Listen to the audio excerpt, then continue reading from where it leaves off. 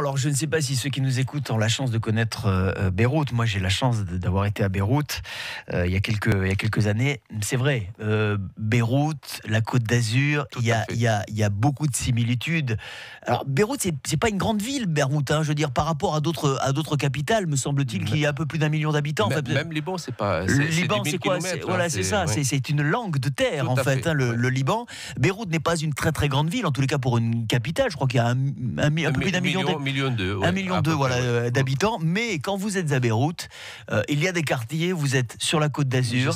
Et il y a d'autres quartiers, vous êtes à Paris. Il y a des quartiers, vous êtes à Saint-Tropez. C'est quelque chose d'admirable, sans parler évidemment de l'accueil du peuple libanais. Moi, j'ai toujours coutume de dire, ce qui est bien avec les Libanais, c'est que quand vous faites des affaires avec les Libanais, c'est vous faites des affaires. Mais quand vous vous amusez, vous vous amusez. Voilà. Quelle que soit votre classe sociale, et je trouve que voilà, ce côté un peu très tranché. C'est le mélange de culture. Voilà, le mélange de culture, j'ai toujours adoré.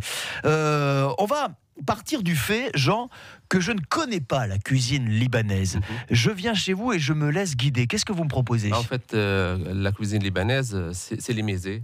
Les mésés, ça veut dire un assortiment de plusieurs hors d'œuvre froids et chauds. Il y a des grillades, il y a des beignets, il y a beaucoup de salades. En fait, il faut aimer l'huile d'olive et les citrons. C'est méditerranéen. Du moment où on aime l'huile d'olive et les citrons, c'est bon. Donc, on propose les mésés. Forcément, vous connaissez le mousse. Le mousse, c'est connu mondialement maintenant. C'est à base de le pois chiche et crème de sésame. C'est une petite crème, une petite mixture qu'on met sur du pain notamment. Ouais. On a le vrai taboulé. C'est pas le taboulé, on le mange ici avec des semoules. Le vrai taboulé avec beaucoup de persil, tomates, des blés concassés. On a le caviar d'aubergine. On a surtout aussi dans le chou les falafels. Vous voyez, les falafels avec la crème de sésame. On a les beignets, on a les ailes de poulet. Et dans les grillades, vous avez le choix en fait. Avec on a tout. On a viande, on a poisson. Le kafta, c'est la brochette du bœuf. C'est une cuisine méditerranéenne influencée par l'Orient, mais c'est vrai qu'à la base, les ingrédients, ou en tous les cas, la plupart des ingrédients, c'est des ingrédients qu'on peut trouver sur la Méditerranée. On trouve partout, à part la crème de sésame, on a du mal à trouver, mais on le trouve quand même. Ouais. On va lancer, Jean, un concours de recettes autour des recettes libanaises et plus généralement des recettes méditerranéennes. Si vous avez des suggestions à nous proposer, des mezzés, houmous, taboulé, viande, poisson, poulet, hein, c'est la cuisine libanaise. Je le disais, elle se nourrit à la fois de la culture orientale et de la Méditerranée. Vous nous appelez au 04 93 82 03 04.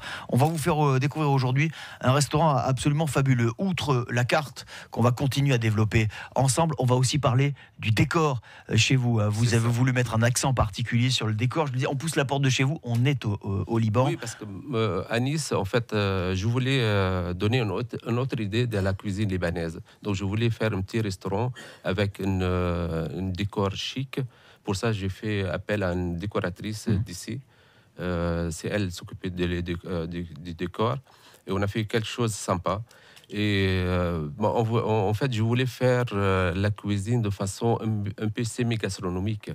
En fait, on garde toujours le côté authentique et traditionnel à la base. Parce que si on va aller dans un restaurant libanais, c'est pour manger libanais. Là, on ne peut pas jouer à ça. Par contre, on va donner une petite touche plus moderne, originale. Ça veut dire la nouvelle présentation, le dressage des assiettes, vous voyez, avec un décor qui va avec.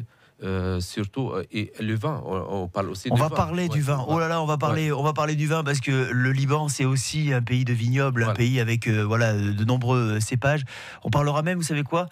On parlera même des apéritifs si vous voulez. Avec plaisir. Hein, avec votre pastis à vous. Hein, qui puisse penser que au Liban il y a un pastis libanais s'appelle l'arak. J'ai un très bon souvenir avec ça.